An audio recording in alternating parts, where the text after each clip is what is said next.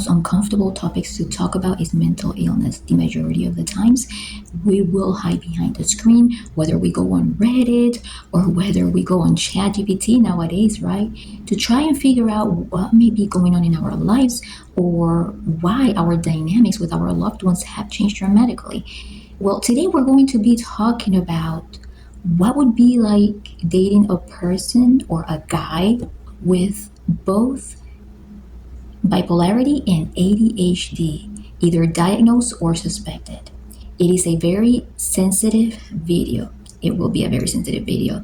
So I do ask for discretion. This is going to be an extremely uncomfortable topic, but it may be necessary to help how to learn distinguish signs between what's normal and what could be bipolarity and ADHD combined. Welcome to That's Just Tara. This is Melissa Terrace Mom. You're going to be able to find this video in my playlist, Mental Health. Find the link to that playlist in the description below. I have made several videos on mental health related to this one particularly. I made one video on ADHD, considering that it's ADHD by itself and not with any other illness combined. So you have to be careful about that when watching that video.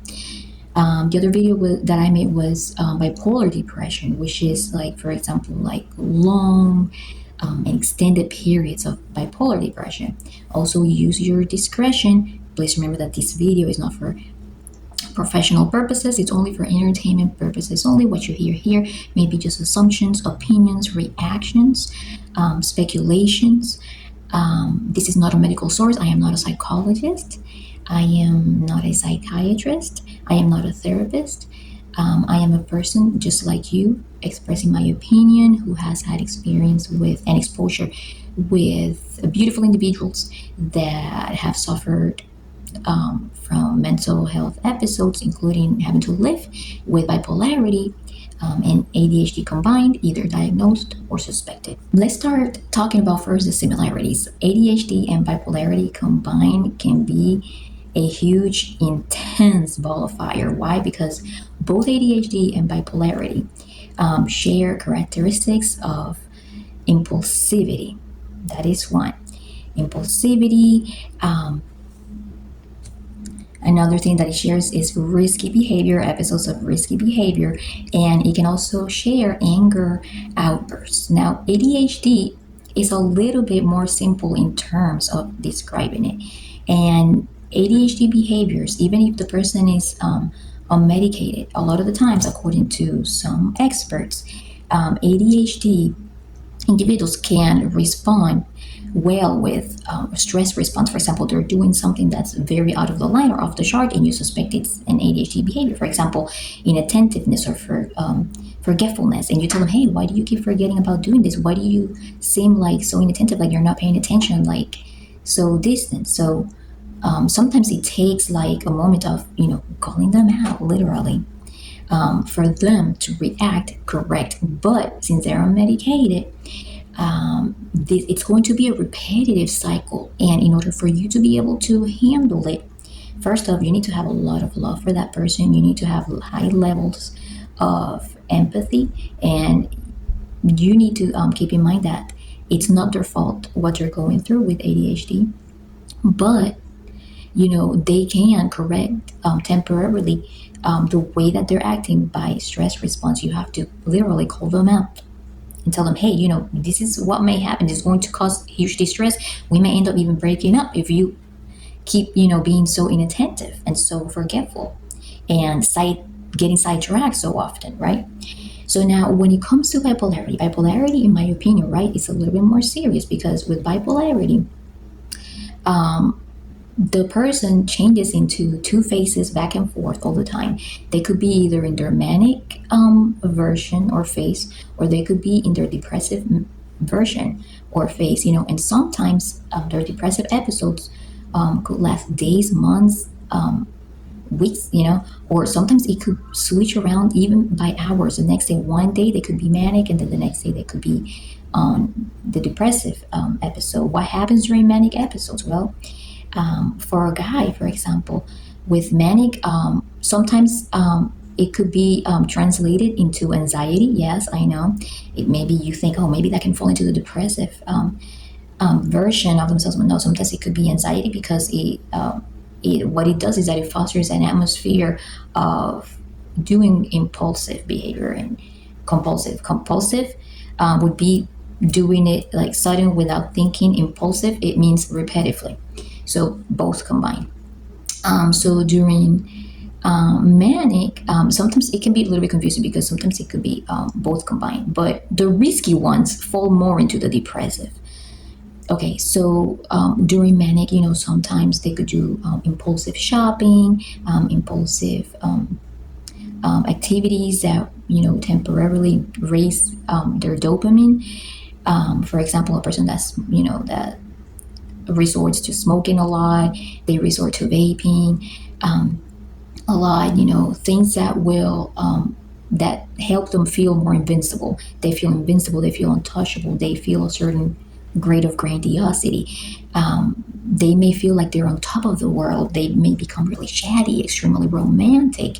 And that's the exciting part. That's why a lot of women sometimes feel like they are very attracted to this person because they can become so creative. And that's a combination too of ADHD because ADHDers are extremely creative and romantic.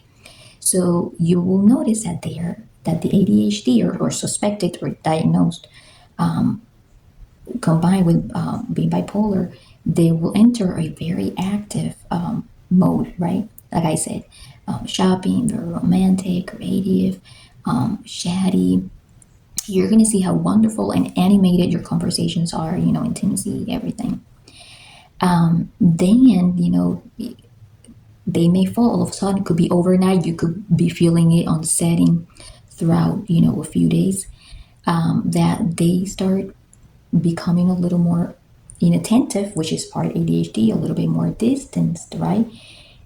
They start disassociating more, which is like it's part of ADHD too. It's more or less like they feel like they're there, but they're not there. It's almost like losing touch with reality for a moment.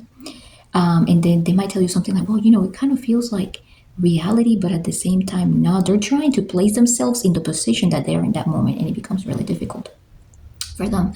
Um, and so then, let's say, for example, comes down to the next day, and they'll tell you, I don't feel like doing anything today. I'm feeling depressed. And that's when they start even losing touch more with their current life, with their current love partners. Like if you're dating this person, right? You're gonna notice loss of interest, loss of motivation in seeing you or expressing themselves towards you. They might even develop during these depressive episodes some sort of hyper focus on other things and other people other than you, right? And so this is when it becomes tricky because this is going to be the time where you're going to have the chance to have a talk with this person and set your boundaries and say, hey, listen, you know, I have prepared myself mentally to handle both ADHD and bipolarity, whether it's diagnosed and or not diagnosed, like underdiagnosed or unmedicated. I can handle everything. I can handle all of these episodes and traits. But the only thing that I cannot handle that's a non-negotiable for me, then you tell them that. Let's say, for example, a person that has both ADHD and bipolarity, they may develop a hyperfixation for someone, whether it's someone that they frequently see at work or walking or transporting themselves somewhere, school, whatever. And they might feel like maybe attraction or something like that.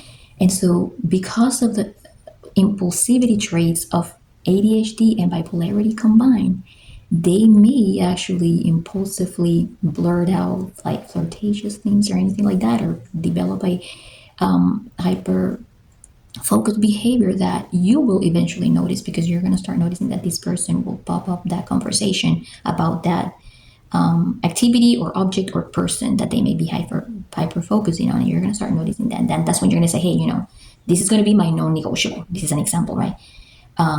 All I ask is, whatever is going on through your mind, please do not do this to me. For example, one example is please do not be disloyal or unfaithful because Even though, I am not saying, I'm not trying to demonize, sorry that is laggy. I'm not trying to demonize bipolarity or ADHD, but since they both are based on impulsivity and hyper focus, right? You have to tell them, look, this is going to be a non-negotiable. If you do this, if you become disloyal or unfaithful, then that's going to be the non-negotiable. That's going to be what's going to break us apart and not going to bring us back together. Because you have to also realize that you have to take care of yourself too, and you need to be valued too as a person. Just because you're dealing with mental illness doesn't mean that they will have to get away with everything that they do. Okay, you come first, take care of yourself, and then you're going to be able to love that person. But you do have to set your boundaries. Okay, it is actually very important, and you need to be a person that's mentally stable as well, because if you're not mentally stable yourself, you're not going to be able to handle this on a permanent basis. You need to be a very strong person mentally, be able to handle not receiving that very romantic love that you were used to on during manic episodes, and be able to ride through until that person feels much better. All right. So I pretty much think that would be it. I think this really summarizes everything, in my opinion. Right. It is very possible to be in a balanced relationship, good, fruitful relationship with somebody that has both bipolarity and ADHD. However, you do have to take care of yourself, and you do have to set your boundaries and say, hey, this is my non negotiable, even if the person is on medicated. And why some people decide not to go medicated, because sometimes that medication can be worse to them, right? Maybe they can put them on a very high manic, or maybe they can put them on extremely low depressive.